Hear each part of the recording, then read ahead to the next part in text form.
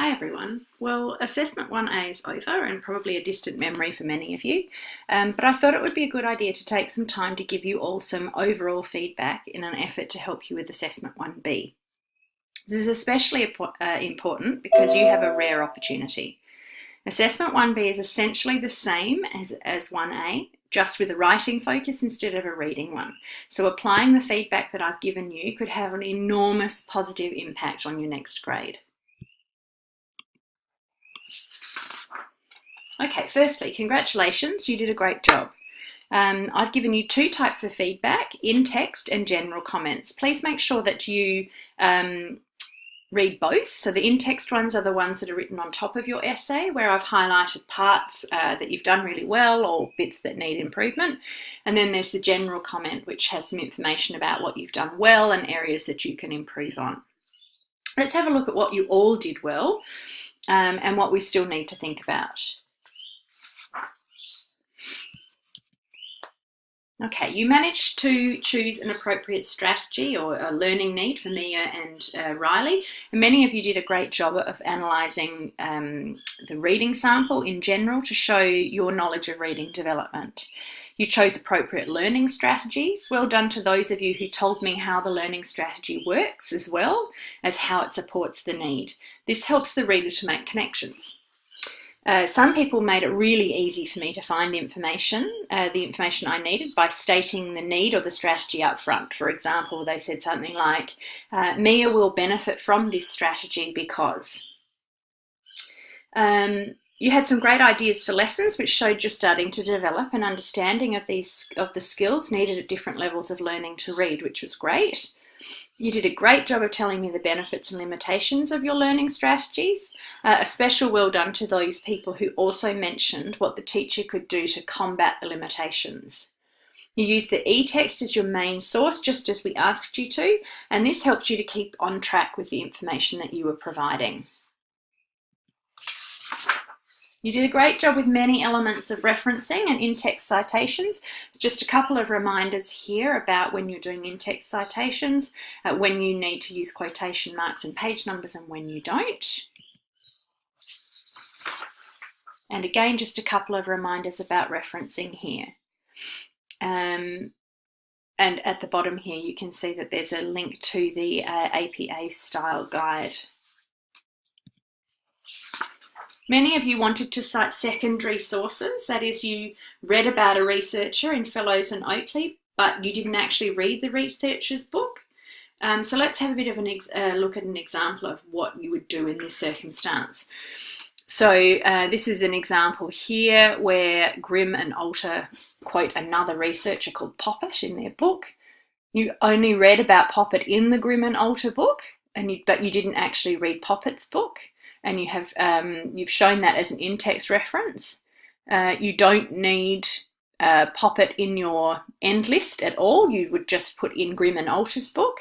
But in the in-text one, it would say Poppet 2008 showed that young children should not be, and the bit that was cited in Grimm and Alter was be left alone near open fires, and that would be as cited in Grimm and Alter 2008. Page 15, and you can just, if it's Fellows and Oakley, you could just use the same format for that. Okay, before we move on, there were just a few content confusions that I think are important to clear up. Many used phonological awareness and letter-sound relationships interchangeably. While these two are connected, they are actually distinctly different learning areas. Phonological awareness is being able to hear sounds in words or distinguish between words. Letter-sound relationships is being able to connect a letter you see on a page with a sound and vice versa, in order to sound out a word in reading or to segment a word in writing. Letter-sound relationships uses phonological awareness skills, and that's why phonological awareness is taught first. Many of you were also confused about the difference between teaching methods and teaching strategies. The reason that that's so confusing is that often teaching strategies and teaching methods are used interchangeably, and that actually happens in Fellows and Oakley as well. So as Juliana explained in the Assessment 1A Collaborate video, for the purposes of this unit, A teaching strategy is the overarching way of teaching reading or writing, for example, guided reading or modelled reading, or for this assessment, interactive writing or independent writing, etc. For the purposes of these assignments, a teaching method is what an educator does during a lesson to help a child learn, for example, scaffolding or asking open questions. There also seemed to be quite a lot of confusion about what guided reading is, so I thought I'd spend a bit of time clearing that up. Guided reading is a small group activity that has a particular reading focus. The group is made up of a teacher and 5 or 6 children with a similar reading need. But what is guided reading not, I think, is the important part. It isn't a one-on-one interaction between a teacher and a student. There just wouldn't be enough time in your day to make that fair and equitable. It'd be great if you could do it, but not possible. It isn't a time to take running records to assess a child's reading level. This is done regularly at other times in preparation for those guided reading groups so that you can make sure that you're guiding the children at the appropriate level. It's not just for strugglers. Guided reading can be used with any child regardless of their reading level, as the aim of guided reading is to extend children from the current level of knowledge that they have and their understanding to the next level. So Fellows and Oakley also talked about needing to be an independent reader to participate in guided reading, and that confused a lot of people. By independent, they don't mean that the children need to be proficient and able readers. It just means that they need to have an independent level of reading in order to be able to move to the next level. That independent level could be level 1, so a very beginning reader who has almost no skills but realises that there are words on a page and maybe has the idea of picture clues. They would be guided about a level 3. It might be a level 5 reader, one who has some sight words, uses picture clues and is starting to decode the words that are on the page.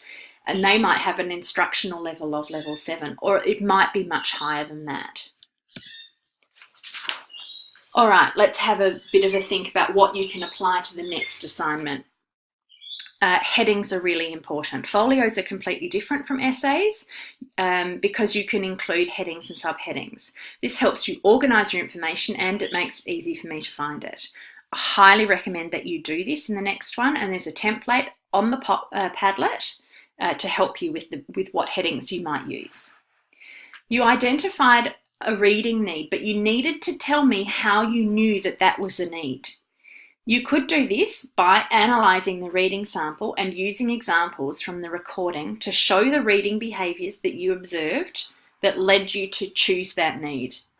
This was a credit descriptor, so many people limited themselves to a pass by not including examples in their folio.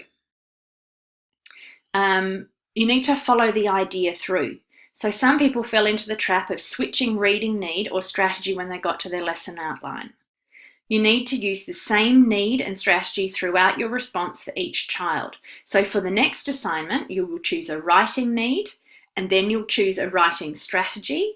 You'll explain how it works and how it supports the writing need, and then provide a lesson outline showing how to teach that reading need using the writing strategy that you've chosen.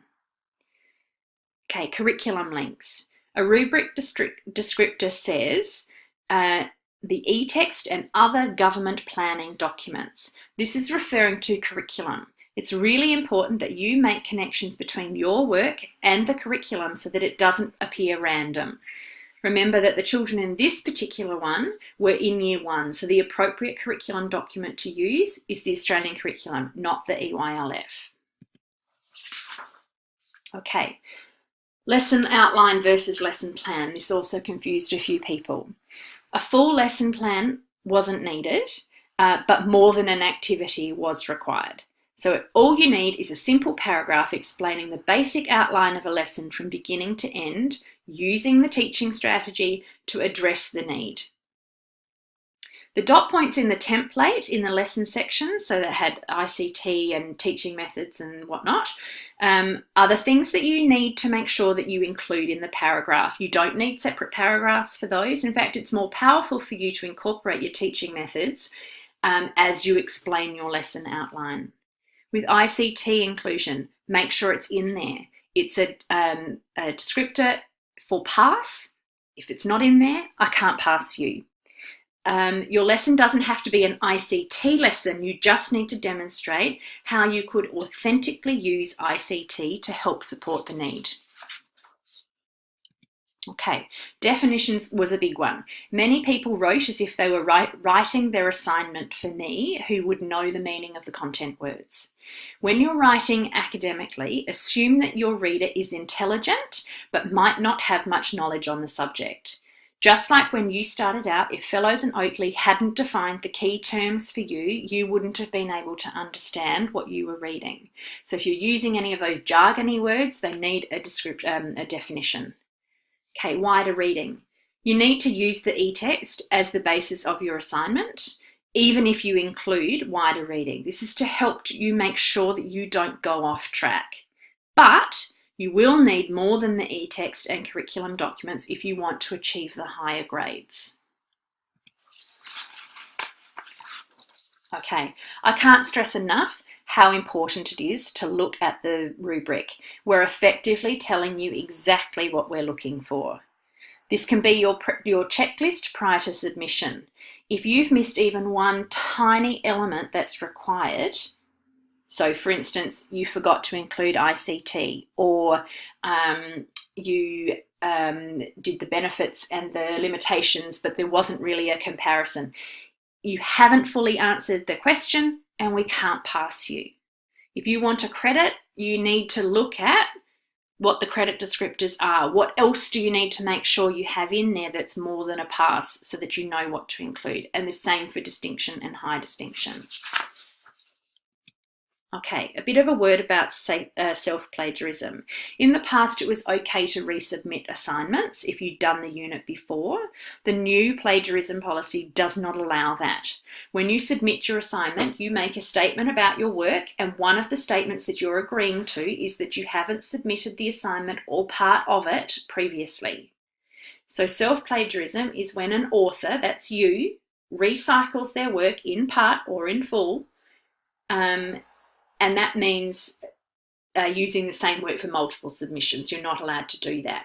As this was new, we've been a bit more lenient with this assignment, but for the next assignment, people who do this will be reported for plagiarism. So this is an important one, particularly if you are redoing the unit. We're going to talk a bit more about that in the Flipped Collaborate on Wednesday. Okay. Last but not least, the Assessment 1B Flipped Collaborate is coming up on Wednesday at 8 o'clock Australian Eastern Standard Time. That's Melbourne time. Being at that session will help you reduce your stress levels later. It is going to be recorded and hopefully it works properly this time. So if you can't make it, please be sure to watch the session afterwards. As always, I'm here to help. Post your questions on the board in the Assessment 1B thread. Other people are probably wondering the same things as you, or you can email me. Thanks very much for your time, everyone. I hope this has been helpful, and I'll see you on the board.